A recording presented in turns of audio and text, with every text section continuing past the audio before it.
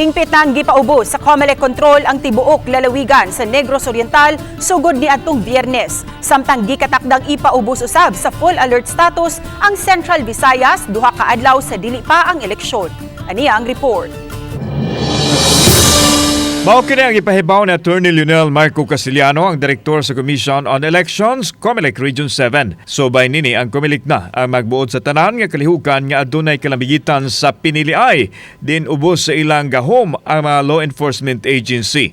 Gani mamahimo silang makapatuman og curfew kon gikinahanglan. We could replace all national and local officials that may be involved in partisan politics, kanang mga appointed officials. Samtang iklaro sa Police Regional Office 7 nga bisan og gipaubos na sa COMELEC control ang Negros Oriental apan wa na sila nakita nga timailhan sa kasamok sa dapit. Mopadala hinuon sila og dugang 400 ka mga tropa nga mosiguro sa kaabsay kalinaw sa lalawigan sa Negros Oriental. I would like to emphasize it sa ginaingon sa atong election regional election officer kanang situation sa Negros Oriental being placed under COMELEC control is just a proactive measure.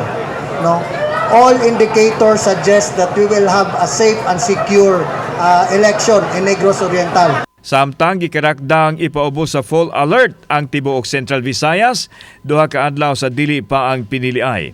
Kauban si Marlon Melgaso ug Rod Prado, ako si Alan Domingo.